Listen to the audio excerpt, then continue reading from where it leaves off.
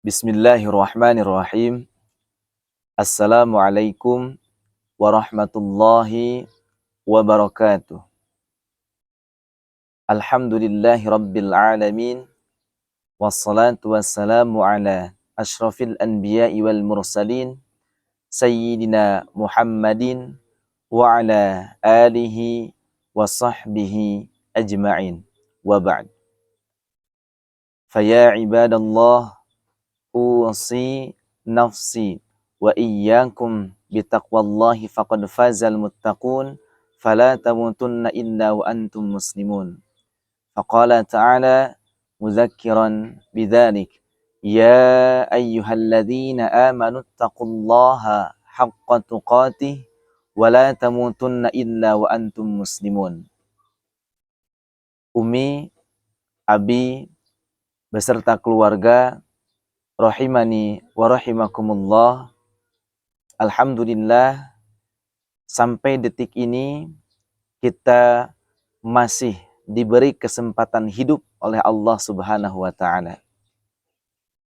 Mudah-mudahan setiap aktivitas yang kita kerjakan sampai detik ini menjadi pahala ibadah di hadapan Allah Subhanahu wa taala.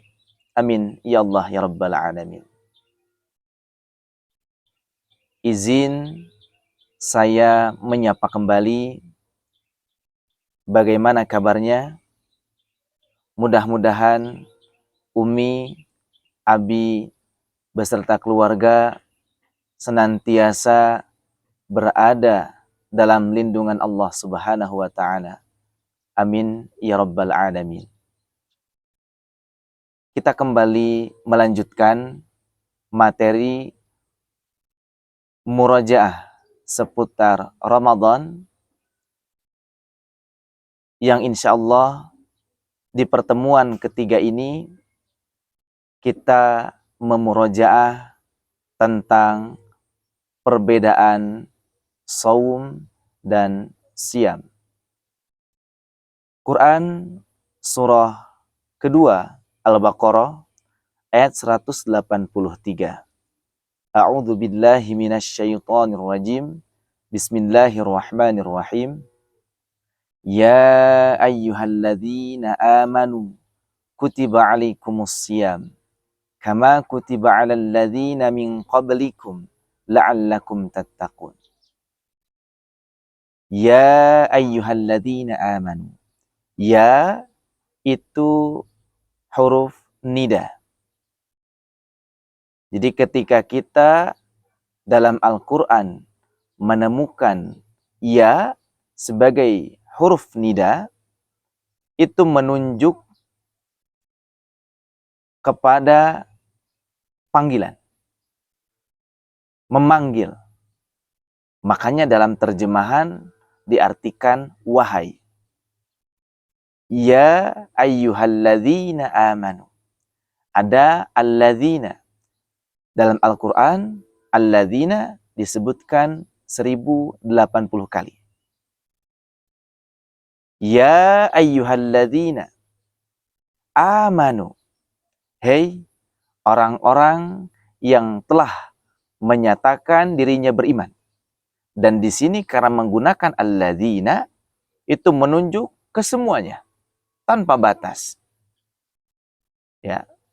Muda, tua, laki-laki, perempuan, tanpa batas. Baik yang imannya jauh, sedang, atau yang dekat. Seakan-akan begini. Ya ayyuhalladzina amanu. Hei orang-orang yang telah menyatakan dirinya beriman. Baik yang imannya masih jauh, hayo mendekatlah. Yang imannya sedang, hayo semakin mendekat. Yang imannya dekat, hayo melekat. Hayo kemari. Dipanggil oleh Allah Ta'ala. Dan para sahabat itu, ketika ada ayat yang diawali dengan ya ayyuhalladzina amanu, itu mereka senang, sangat gembira.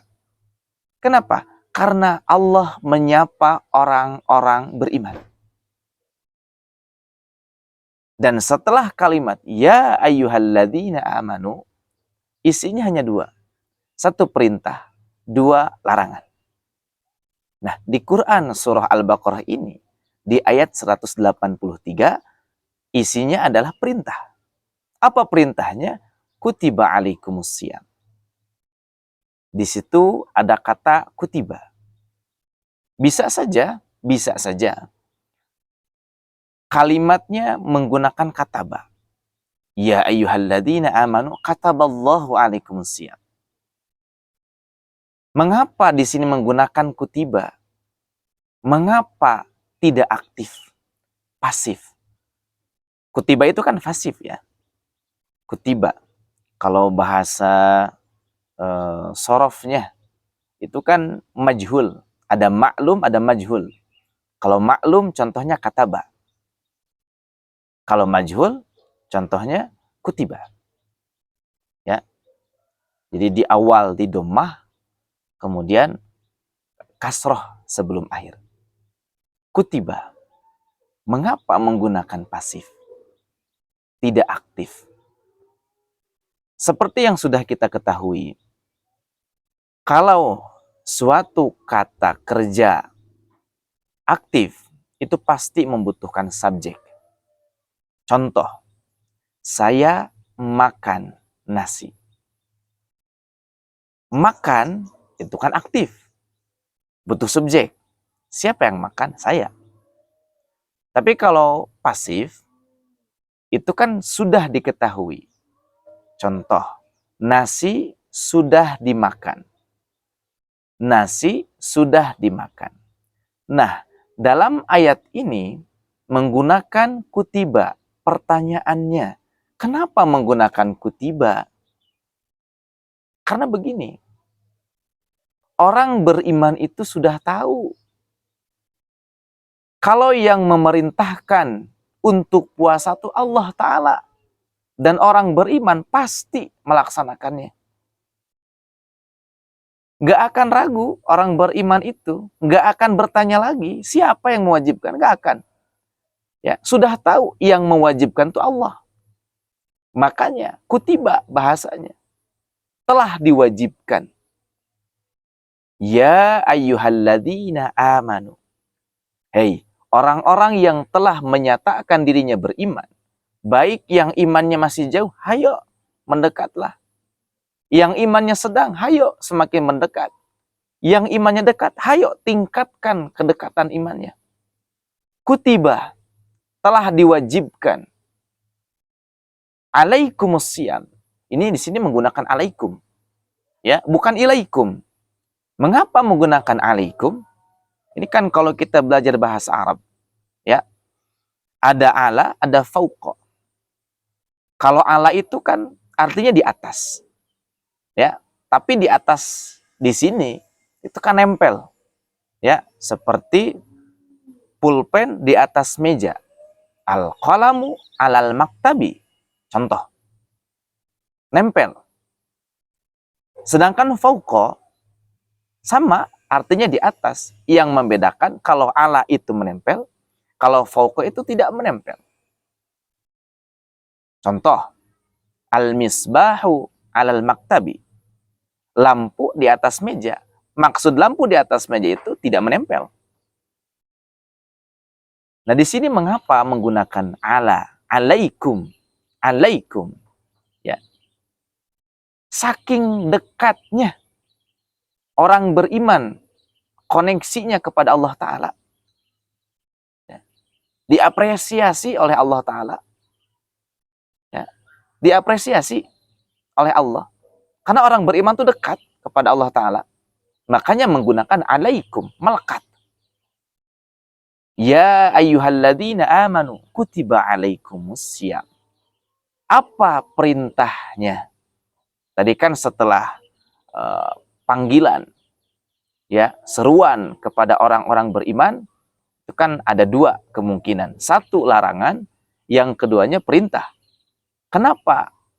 Afwan. Apa perintahnya? Perintahnya di sini as-siyam. As-siyam.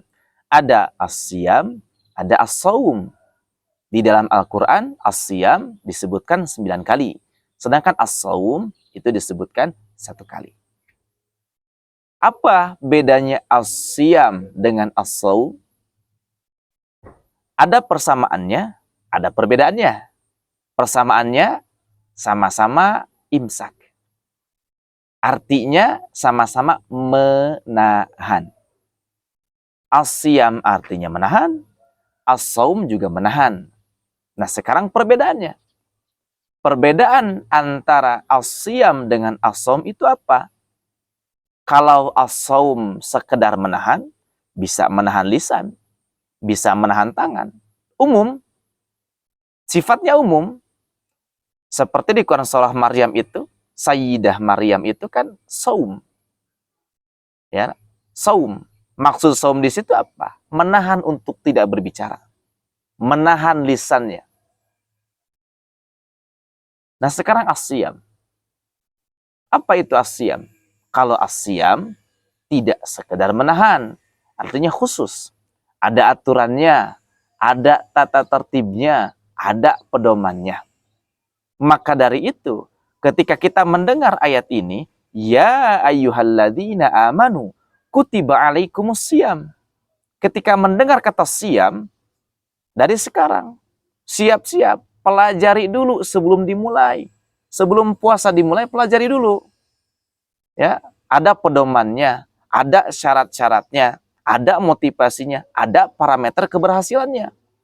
Dari sekarang, persiapkan. Ya, ada aturannya, ada tata tertibnya. Makanya menggunakan kata as-siyam. Ya ayyuhalladzina amanu kutiba alaikumusiyam kama kutiba 'alal ladzina min qablikum.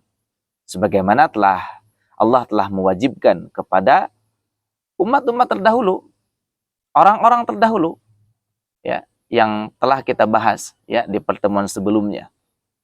Di nabi-nabi terdahulu juga mereka berpuasa. La'allakum tattaqun.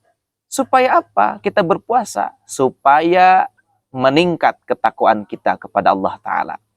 Ingat, kemarin disinggung, ya, takwa bisa meningkat kalau puasanya serius. Makanya, la'allakum tattaqun bisa didapatkan kalau puasanya serius. Demikian, murojaah pada pertemuan ketiga ini. Mudah-mudahan bermanfaat. Subhanakallahumma wa bihamdika asyhadu an la ilaha illa anta astaghfiruka wa atubu ilaik. Wassalamualaikum warahmatullahi wabarakatuh.